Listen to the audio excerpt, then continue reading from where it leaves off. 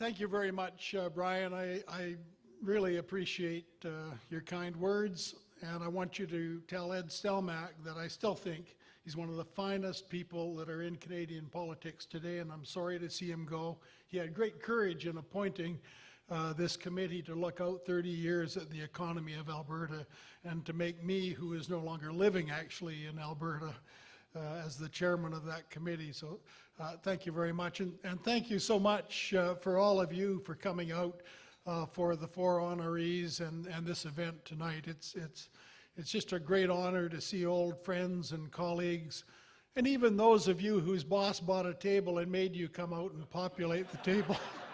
It's great to have you here. Maybe we'll get you into public life. So, you know, it's such an honor to receive an award associated with the name Peter Lougheed. And I look at Carol, and I look at Ed, and I look at Mike Harcourt, and I think all of this group have one thing in common, and that is a commitment to public policy that transcends ideology and it transcends partisan politics. And I think about Peter Lougheed, and I wish he was here because I'd like to needle him a bit, but many of you are too young to remember when Peter Lougheed was variously called Peter the Red or the blue-eyed sheik of Alberta. And I was a public servant in the days when Lougheed was going toe-to-toe with Pierre Trudeau over constitutional debates and so on.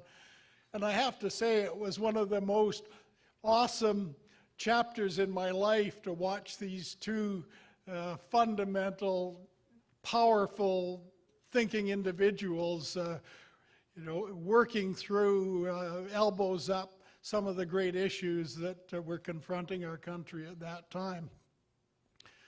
And really, that's to me what public policy is all about. It's about getting it right, about understanding what are the big issues that are confronting our country that we can't change as a small population country in a global sea of enormous change.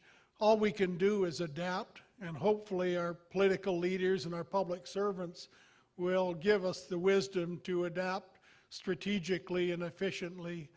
And Peter Lougheed, when I go back and think about a conservative premier buying companies like, I think it was called Alberta Energy, buying Canadian Airlines, and I sat on the board with him in the dying days of Canadian Airlines.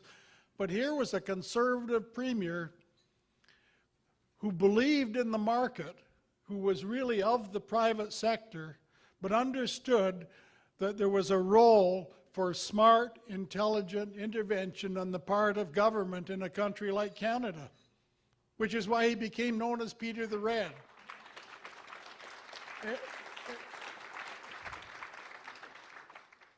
And, you know, this is inside baseball for many of us, but the Dutch disease, which Canada has in spades right now for those who kind of worry about these things, Peter Lougheed understood that Canada and Alberta had the Dutch disease before it was even known as the Dutch disease. Peter knew that natural resources were going to suck in the resources in labor markets and materials markets, that we had to do something with resource revenues to build a future for Alberta and the country, to the point where we're now pleading with decision makers to come back to some of the ideas that were really put forward in the Lougheed days. So it's just with great pride that I accept the recognition with Peter Lougheed as one of the nameplates on it. And so I say thank you to the Public Policy Forum. Thank you, David Mitchell. You've been a wonderful supporter. David goes way back to BC and Wacky Bennett days, and many of you probably don't remember that. And thank you to one other person that without whose support my family and myself could not have survived and had the kind of successes that we've had, and that's Teresa Emerson, my wife. So thank you very much.